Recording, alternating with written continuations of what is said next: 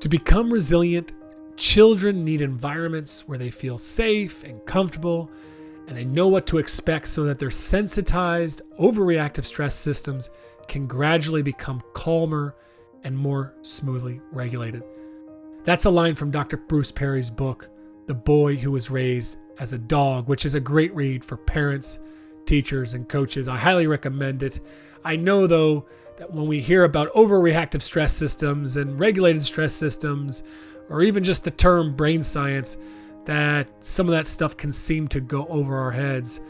But what Dr. Perry is saying in that book and what he said in our conversation with him a year ago is that resiliency, its development, isn't about how much adversity and stress we face or how little adversity and stress we face.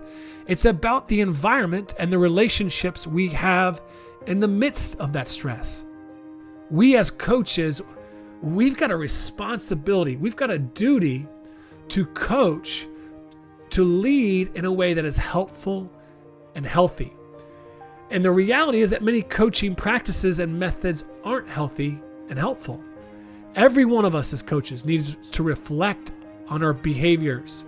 We need to reflect in an informed way on our behaviors and the environment that we create. And we need to ask ourselves, are we helping or hurting? In today's conversation, the second half of our conversation with Megan Bartlett, Megan shares some important information that we need to consider when we are going down that path of reflecting on our coaching. Welcome to the Coaching Culture Podcast, brought to you by Thrive on Challenge. I'm JP Nurbin, joined by my friend and co-host Nate Sanderson. Each week in about 30 minutes, we discuss important principles and strategies of transformational leadership. At Thrive on Challenge, we help coaches to raise the standards and strengthen the relationships in their program because we know this type of culture produces better leaders, better people, and better results. To learn more about how we can help you, go to thriveonchallenge.com, where you can also subscribe to our weekly newsletter and get the coaching notes to every episode of this podcast. So we've already talked about how sports can not only help athletes by staying active during the pandemic, but also through human connection, how we and their teammates are relating to them, and also by working with them through this shared experience, like Nate said. We're all going through something similar together here, both athlete and coach. Now, one thing I remember, though, that Dr. Bruce Perry talked about on our podcast and his books, and you mentioned it earlier in our conversation, is that people need environments, right? They need environments where they feel safe, they feel comfortable, and they know what to expect. Creating that environment, though, creating that environment within our team, that's our responsibility as coaches. That's our job. Now, another thing that you mentioned earlier that maybe not everyone caught that I want to kind of come back to was that these positive benefits from sport that we're talking about, we're assuming that coaches are doing it right.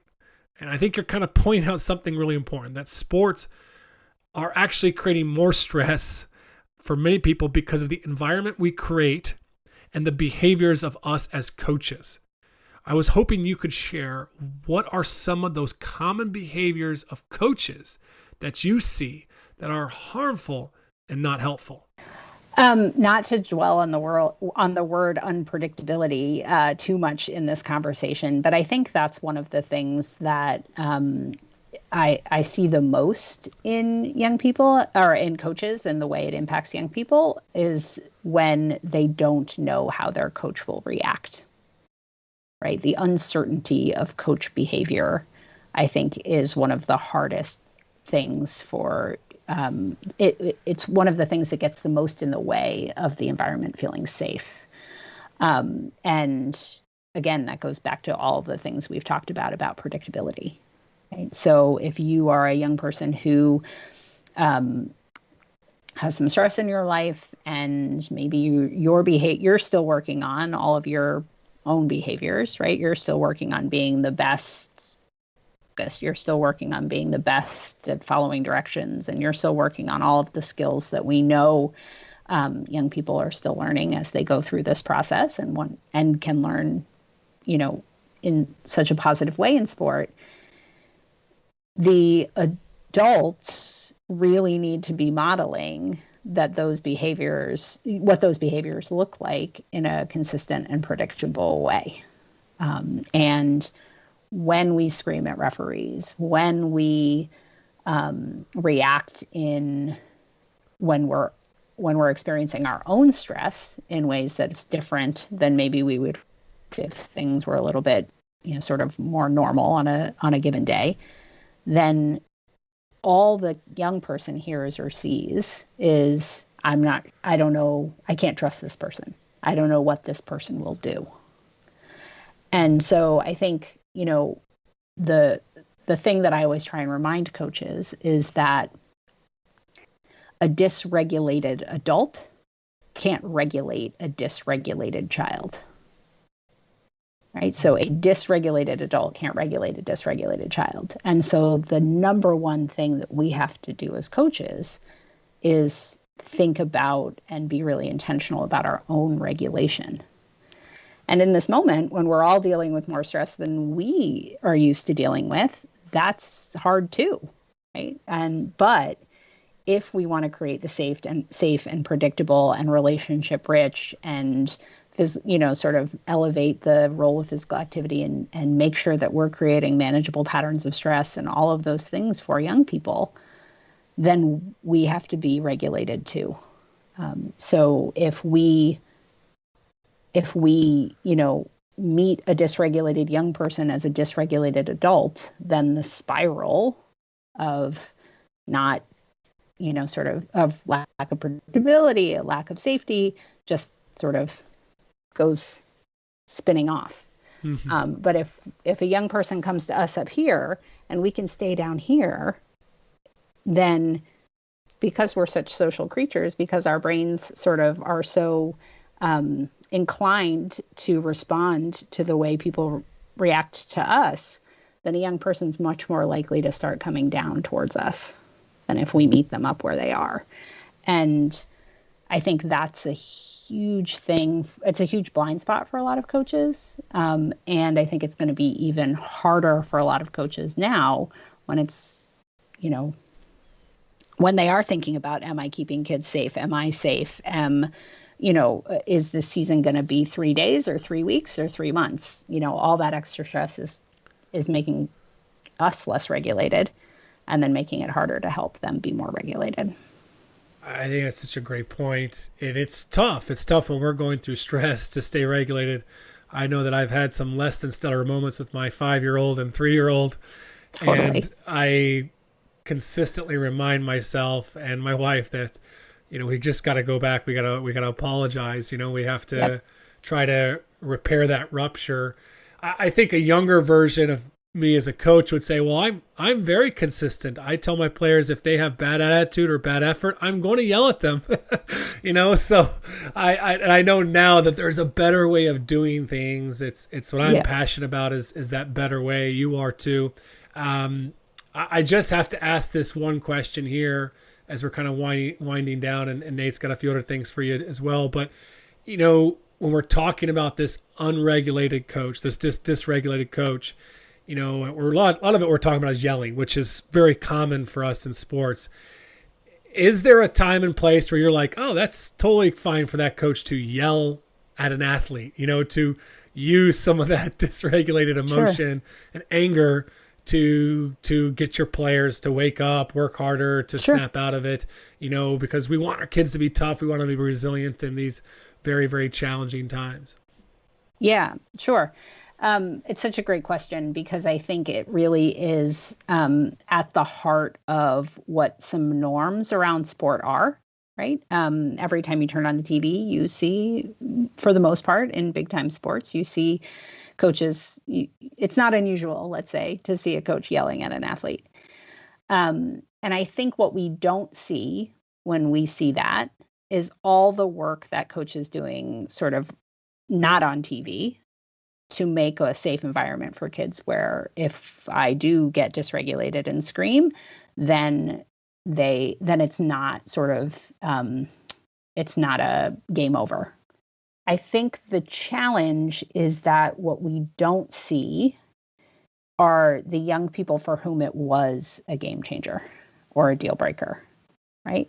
The other thing is that the young people who tend to make it to that level where Nick Saban or Tom Izzo is screaming in their face are the young people who have some built-in resilience, who were able to sort of build that skill and have, in lots of cases, either a combination of some more biological ability to manage that with some more practice and experience doing that. And that often comes from sort of relational health and other parts of their lives and other things that help them buffer from that stress. So I think that oftentimes what coaches believe they're doing, intentionally or unintentionally, is toughening kids up, right? Because they may have a boss who screams at them, right? And we want them to be able to manage that situation. So I think that I think there's a better way to do it, like you said. And if you do get dysregulated and you are a coach who sometimes just sort of loses their cool and tries to add that extra pressure to young people, then you have to do more of the work around it to make sure that they know why you did it, and when you did it intentionally, and when you did it unintentionally. And when you did it unintentionally, like you said, apologizing to your 5-year-old, apologizing to your kids, and saying, this is what it looks like when I get dysregulated, and let me, sort of share that with you. So I think it's not as easy as it's sometimes okay or it's sometimes not okay. Sometimes it's okay with some kids if we're doing the work around it. There will be kids for whom it is too much for them to handle, and may keep them from, and may help them blow out of whatever circumstance they're in. And that's the kid I'm worried about, right? Not every program has to worry about that kid. I worry about that kid in my work. I want to make sure that every kid, no matter what they've been through, ends up in a sport experience, if they want to be, with a coach who doesn't create more stress for them. And just because some kids can handle some stress, I still want that kid to have the experience that they deserve. So I wish there was a simple answer to that question, but it's right at the heart of what we're trying. I think it's right at the heart of the work we try to do with coaches. And I think it's right at the heart of the work that you all do with coaches, is say, when is this okay and when is this not okay? And part of that is knowing your kids and knowing and being able to be reflective of every moment and say, yeah, they can tolerate that. No, they shouldn't have to tolerate that. I have to apologize. Because I think often the coaches aren't doing that reflection work about whether or not it is okay for them, whether or not it actually is part of a learning experience for them. Megan, I think another thing that is lacking in that whole conversation about coaches yelling or using anger as a motivator is that we typically observe the survivors. Mm-hmm. When you're talking about the Division I athletes that are getting chewed out on national television, they're the ones, as you mentioned, that may have those skills or have demonstrated that they're able to handle that. And many of them would say, I tolerate that. Well, they wouldn't use that language, but they say, I take that because I know coach loves me because of the things you've said before. So we get a testimony of the survivor, but we never hear from the kid that quit when they were 12 because the parent coach got too angry with them, or they didn't like being yelled at, or they didn't have the relationship to be able to balance that. And so it's unfortunate in the coaching industry that we don't have a balanced perspective, because very rarely do we ever interview somebody that's 8, 9, 10, 12, 16, 17 and say, when they left the sport, how much did the coach influence your decision to leave, or your decision, make it difficult for you to walk away? I mean, was there a relationship there that you didn't want to sever, but there were reasons to leave? And we just don't investigate that. And so it's very hard, I think, when JP and I are, working with coaches and trying to convince them there's a better way. we don't have the other side of the story Totally. because nobody ever wants to find it. That's right. And they're getting away with it, right? Mhm. Like they're getting away with the yelling at kids because those are the survivor kids, right? And I think you're exactly right that we're not hearing from those folks. What we do find sometimes when we talk to coaches about this is maybe not as a coach, they can't see it through this lens, but sometimes if they've been players and they remember some of their peers who didn't make it, then there's an opportunity to see it through that lens, to have a little bit of empathy for the kids for whom they can't tolerate that way of coaching. And I hope that one of the hopeful pieces here is that I think at the truly elite levels that we're starting to see more coaches who look like Steve Kerr than look like other, turning purple in the face, yelling up and down the sidelines. And maybe that's going to help swing the pendulum a little in terms of how you can still get great performance out of young people. And in this case, to me, most professional athletes are young, except for Tom Brady. But how you can get a great performance from your athletes, even in the absence of that. And so I hope there's starting to be more models of that that will at least provide some of the other opportunity, because I think otherwise it's hard not to be dug in, because we don't have all of the images are that this works. And it works with a certain group of kids. So I think you're exactly right that the lack of stories or the lack of data around the other side is a huge stumbling block here. Yeah. And not only that, but there's a stigma associated. Yeah. If a kid was to say, I couldn't handle the Of coach course. yelling, then there's a weakness there, right? And so Absolutely. it's not even encouraged that anyone would ever acknowledge that. You're right. You're exactly right. Maybe the silver lining to this pandemic is that coaches may see that young people who used to be able to tolerate this are having a hard time. And if they can scratch the surface a little bit about why, then maybe they'd start to understand, yeah, in this moment, my kids are experiencing more stress in their lives, and that makes them less tolerant to this. I wonder if that was what was happening with the kid who quit last year. I wonder if that's what's happening with the kid who I would butt heads with, or who, sort of left unexpectedly or blew out of the program in some way. There's an opportunity for a little more reflection in how we see young people show up over the next couple of months. Megan, I want to follow up on one more aspect of coaching modeling. And we've mentioned that in terms of stress regulation. But one of the things you hear a lot of in terms of how do coaches help players through the pandemic is they model the way that they themselves are reacting to uncertainty. And I think part of the challenge for coaches is that balance between empathy and understanding the challenges. And yet there's part of us as coaches that want to be the bronze statue that says nothing's going to get to us and we're going to plow ahead.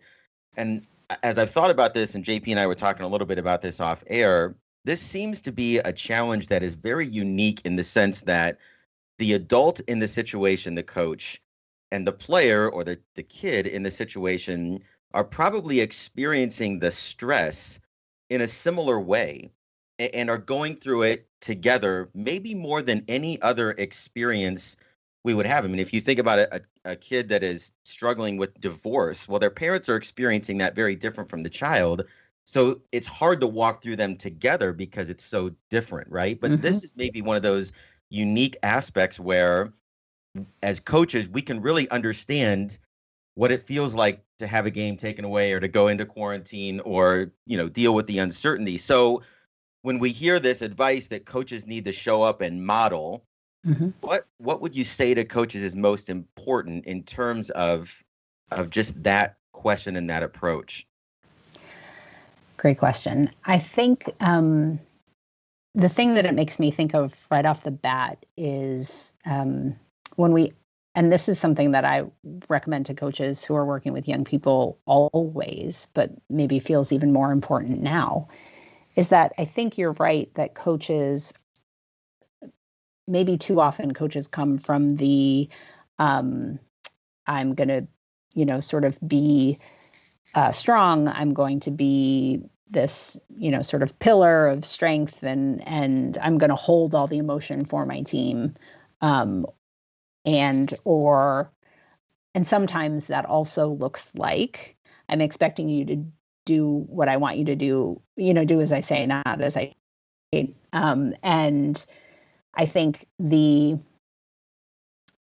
because that's a dynamic that exists in sports anyway, one of the things that we often advise coaches who are working with young people who are more sensitive to unpredictability or have experienced more overwhelming stress, is that they need to understand not just the what, but sort of the why and the how sometimes more than coaches are willing to give. I think often coaches are very good at the what, sometimes good at the how, and less good at the why.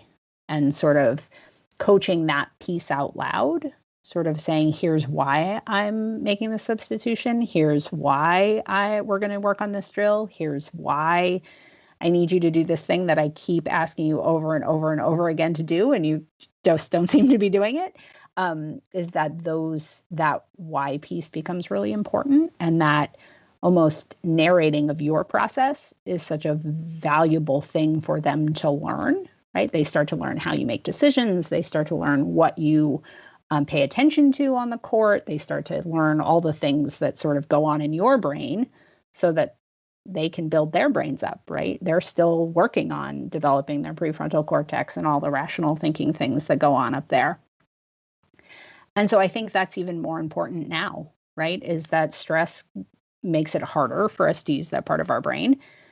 Stress makes it that we're going through together will put in stark relief the ways in which we get dysregulated. And so that narration piece, I think, is really important, because I think it's about modeling, but it's also about modeling knowing that we all are going to need some grace in that we're all going to do things wrong, that we're all going to, be dysregulated now and then, right? It's sort of being willing to know that and being willing to say, here's what happened when, I was having a particularly bad day, and I know we're all having bad days sometimes, and here's what it looked like for me.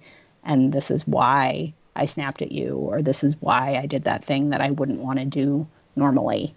So I think that advice of modeling is really important. And I would say maybe even more important is the modeling reflection and modeling the process around what's going on as much as the actual behaviors. Yeah. Megan, I just really want to thank you for coming to the podcast today. You are a kindred spirit, not just as far as your vision of what what sports can do, what coaches can do, but I also think on just similar thinking to what Nate and I have as far as what that looks like in action. And I think it's one thing to sit back and say, hey, we want sports to make a difference. Sports are great for young people. But what that actually looks like, in action is honestly, it's debatable. Some people have some other very different ideas around how they can do that. And I think we're very similarly aligned. So having a conversation, especially in this very challenging time, I know you've got a small child at home too, so you got your hands full. So we really do appreciate you coming on the podcast today. Yeah, thanks so much for having me. I love listening to the conversations you guys have, and just couldn't agree more about being aligned. And I think the world needs to hear from people like you who, I'm the youth development lady that everybody's like, yeah, kumbaya, right? And they need to hear that this doesn't get in the way of performance, right? That actually this can aid performance. And so for coaches who coach at the level that you guys coach at and are trying to bring that to that world is really important. Coaches, if you haven't already, check out weallcoach.com to get informed about trauma and stress. and its impact on our athletes and even ourselves. Also, we've taken some great notes on this conversation with Megan Bartlett. If you'd like to get the notes to this episode and all episodes of the Coaching Culture Podcast, you could subscribe using the link in the details of this episode or by going to thriveonchallenge.com.